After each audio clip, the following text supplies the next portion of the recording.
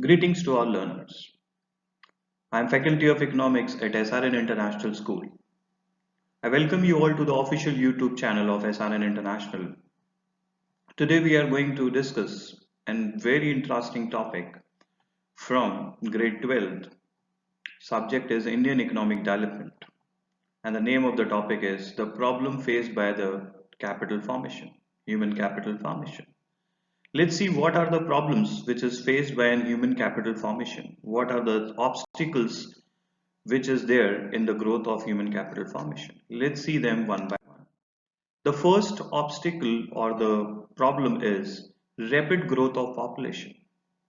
It reduces the per capita availability of education, health and other facilities to the society.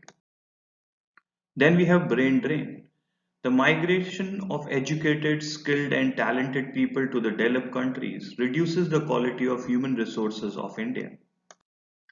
Then we have unscientific manpower planning. The education system is not tailored according to the demand of the job market. We have the problem of educated unemployment on one side and the scarcity of skilled men of certain category on the other hand. Low academic standards. The quality of education imparted by many of our educational institutions is far below the international standards. We have a lack of job training in the primary sector. The facility to train the farmers are inadequate in our country. Many of our farmers are unaware of the modern technology of cultivation. The step to overcome the problem faced by human capital formation. Let's see now steps. What we should do or what should we have the steps to overcome these problems. Let's see them one by one. First step is we should stop the brain drain. Steps should be taken to prevent brain drain.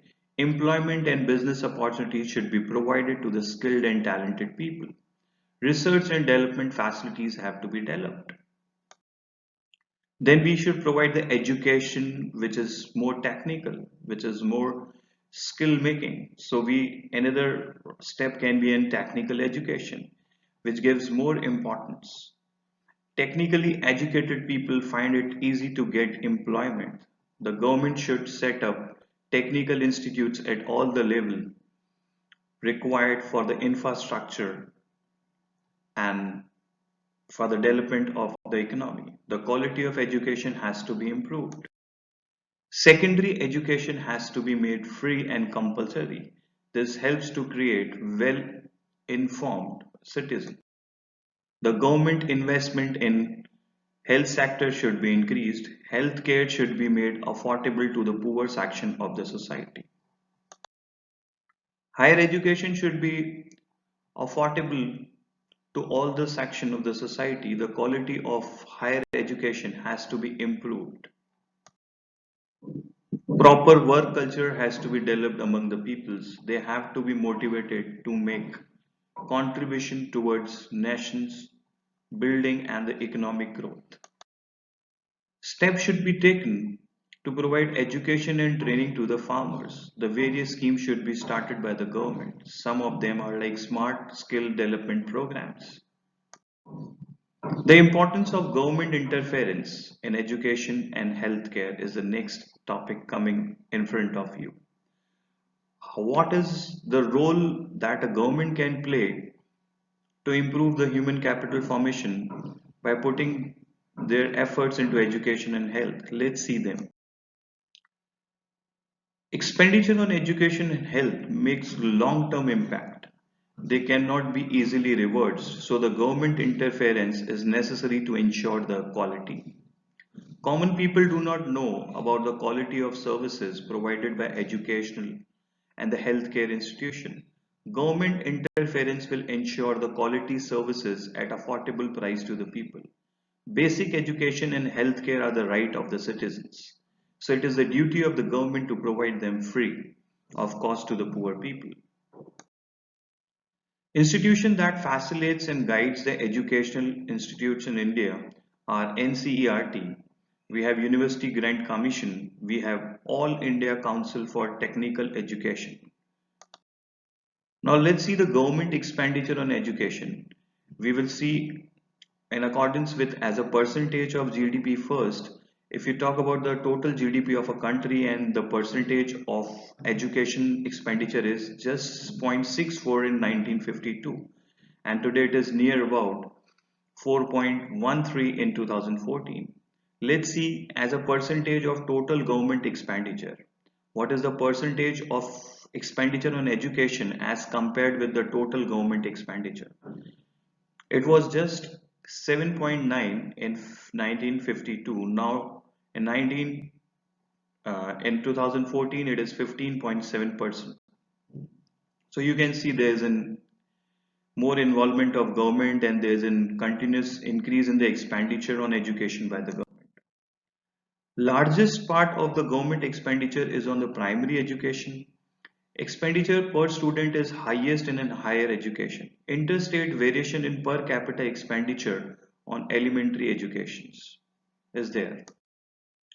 Let's see the expenditure on education is not sufficient. It is insufficient in India. The Education Commission recommended that at least 6% of the GDP should be spent on education, and our expenditure on education is just less than 4% of the GDP.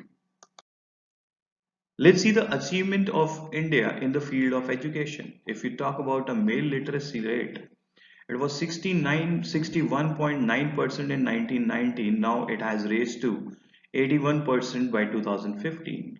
Let's talk about female literacy rate.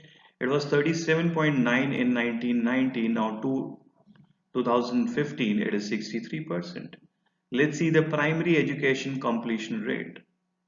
We have 78% in 1990 and 94% in 2015 as concerned with the males. Females 61% in 1990 and 99% in 2015.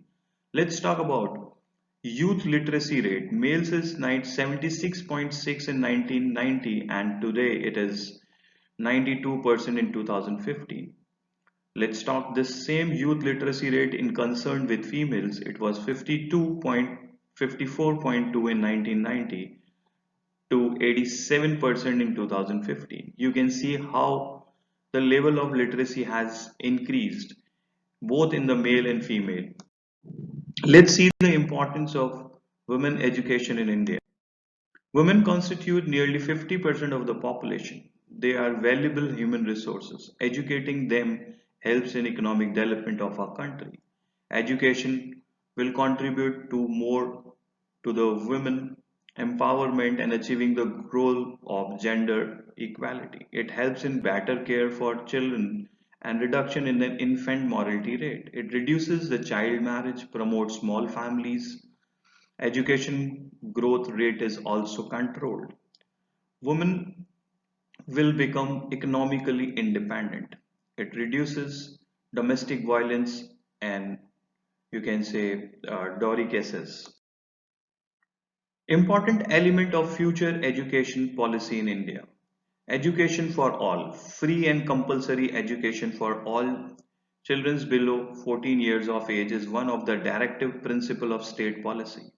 In 2019, Right to Education Act was passed to achieve this goal. Sarv Shiksha Abhiyan is launched and midday meal is provided. Still this goal is not achieved.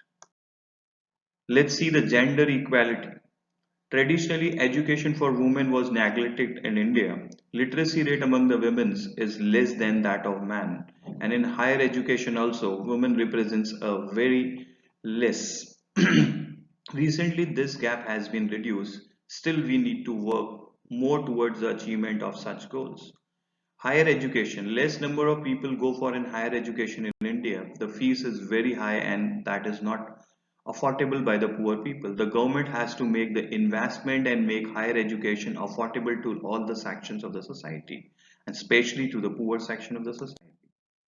I hope you all have understood today's topic, that is human capital formation and the government role to increase the human capital formation, what government can do to solve the problems which is faced by the human capital formation. If you like the video, please subscribe and share the video. If you have any query, please drop it in the comment section. Thank you all. Stay safe, stay healthy.